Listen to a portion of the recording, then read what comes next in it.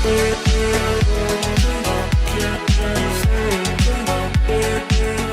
Students, welcome to फीके education.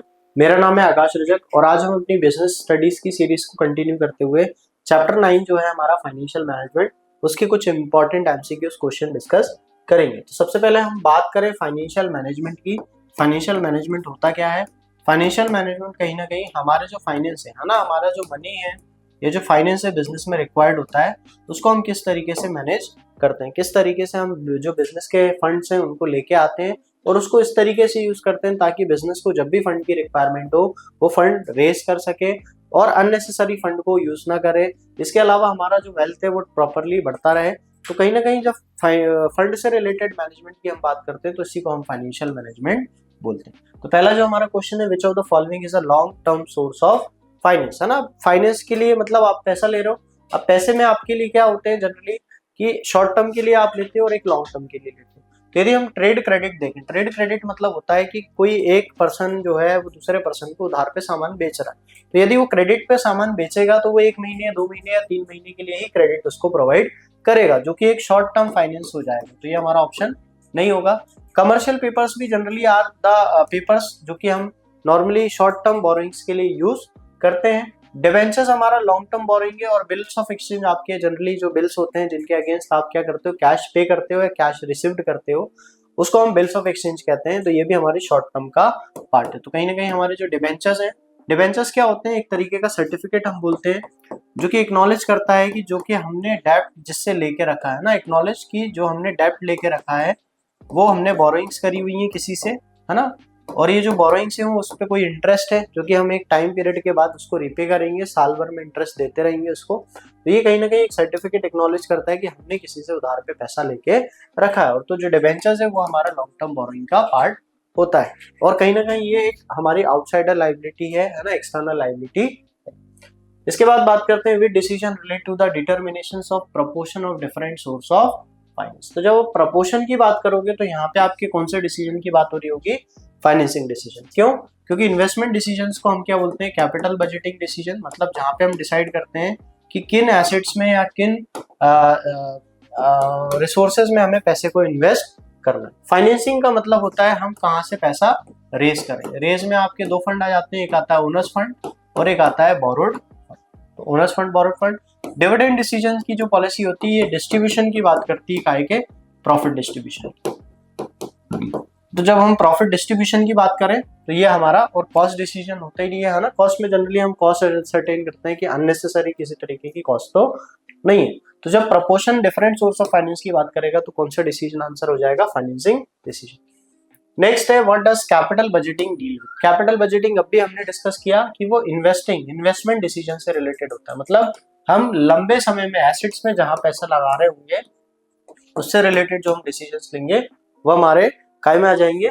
Long term investment decision में आ जाएंगे। नेक्स्ट जो हमारा क्वेश्चन है, which of the following affect the dividend decision. Dividend अभी हमने देखा कि डिविडेंड मतलब डिस्ट्रीब्यूशन, है ना। डिस्ट्रीब्यूशन काय का? प्रॉफिट का। किसको? अपने शेयर होल्डर्स को, अपने इन्वेस्टर्स को। तो कहीं ना कहीं अवेलेबिलिटी ऑफ कैश आपके डिविडेंड डिसीजन को अफेक्ट करेगी। क्यों? क्योंकि यदि आपके पास कैश अवेलेबल होगा तो आप डिस्ट्रीब्यूट करोगे, कैश अवेलेबल नहीं होगा तो आप डिस्ट्रीब्यूट नहीं करोगे। लीगल कॉन्स्टेंट मतलब कंपल्शन ही हो, है ना। कंपल्शन मतलब जैसे आपने किसी से लोन लिया और उस पर कोई इंटरेस्ट रेट कैरी करता है तो सिंपल है आपको वो देना ही पड़ेगा। That is legal compulsory to pay 10% on an year basis. Clear?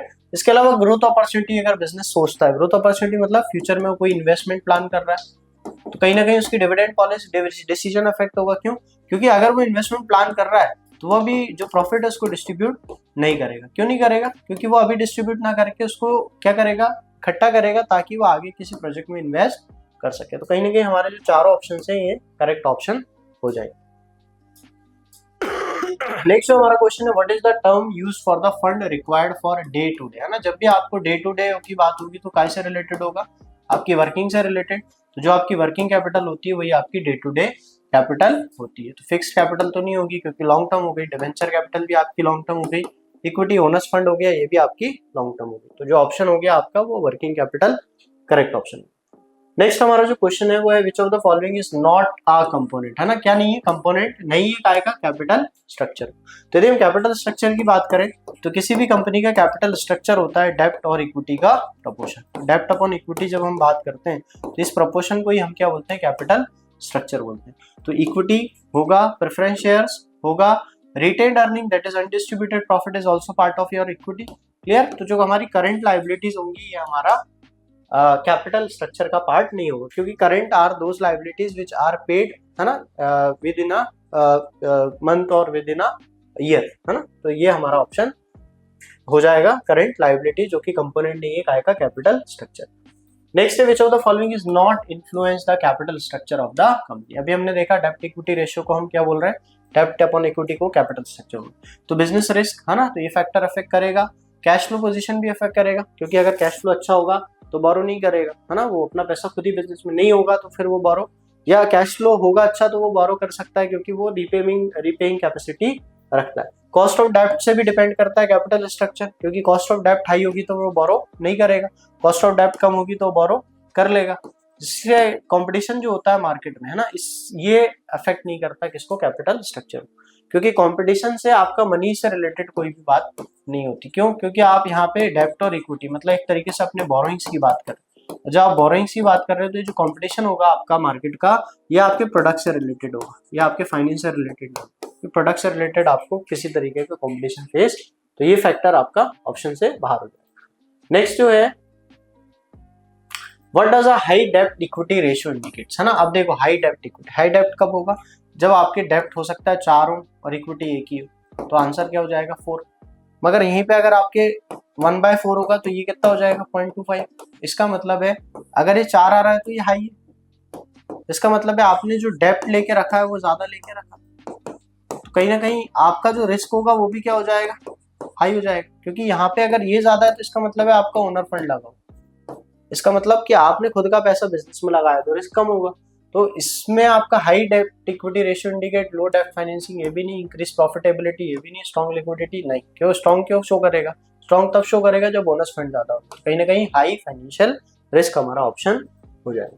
Next है which of the following represent a short term source of finance. Short term source of finance क्या होगा, तो short term source of finance हो जाएगा हमारा trade credit, क्योंकि debentures हमने देखा लॉन्ग टर्म बोरोइंग्स होती है हमारी, पब्लिक डिपॉजिट भी लॉन्ग टर्म जो बोरिंग्स करते हैं हम पब्लिक से, और शेयर्स तो हमारा ओनर्स फंड होता है जो कि एक तरीके से पूरा परमानेंट कैपिटल ही है, जो कि जब तक लाइफ टाइम बिजनेस रहेगी तब तक वो चलता रहेगा। तो ट्रेड क्रेडिट अभी हमने देखा कोई एक पर्सन किसी दूसरे पर्सन को उधार पे सामान बेच रहा है तो उसको हम ट्रेड क्रेडिट कहते हैं। नेक्स्ट है which of the following is an example of fixed asset, है ना, फिक्स्ड